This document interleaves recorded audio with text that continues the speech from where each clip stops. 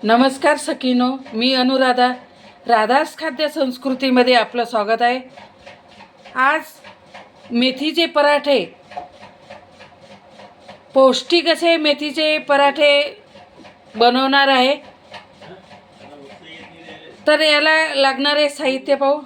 इथे पावभर मेथी घेतलेली आहे खुडून. त्याच्यानंतर इथे 3 वाट्या गव्हाचं पीठ, 1 वाटी ज्वारीचं पीठ, 1 वाटी बेसन, याच्यात चवीनुसार मीठ, जिरं, तिखट तुम्हाला जेवढ्या प्रमाणात पाहिजे तेवढ्या प्रमाणात घेऊ शकता. आणि याच्यात छोटे चमचे 2 चमचे तीळ टाकलेले आहेत मी.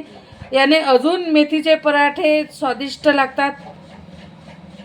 हे पौष्टिक पराठे, मेथीचे पराठे लहान मुलांपासून मोठ्यांपर्यंत पराठे हे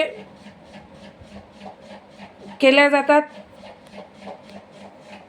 पौष्टिक पराठे खूप छान लागतात मेथीचे. हे मेथी आता मी मिक्सरमधून थोडीशी बारीक करून घेणार आहे, जास्त बारीक करू नये. हे अशा पद्धतीने मी मिक्सरमधून काढून घेतलं आहे. हे आता या पिठामध्ये टाकणार आहे, भिजवून घेणार आहे. 5 मिनटं मुरू द्यायचं. भिजून झाल्यानंतर हे पराठ्याचं पीठ भिजवून तयार आहे. 5 मिनटं झाले.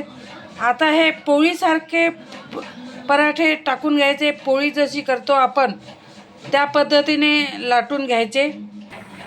या पद्धतीने पोळीसारखा पराठा लाटून घेतलेला आहे. मेथीचा पौष्टिक असा पराठा लागतो. हे आरोग्यालाही पराठा चांगला आहे. तुम्ही हा पराठा शेंगदाण्याच्या चटणीसोबत किंवा दह्यासोबतही खाऊ शकता. अशा पद्धतीने हा पराठा तयार झालेला आहे.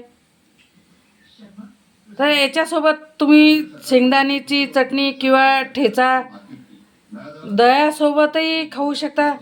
दह्यासोबतही खूप छान लागते हा पराठा. पौष्टिक आहे सगळ्यांसाठी. अशा पद्धतीने हा पराठा तयार झालेला आहे.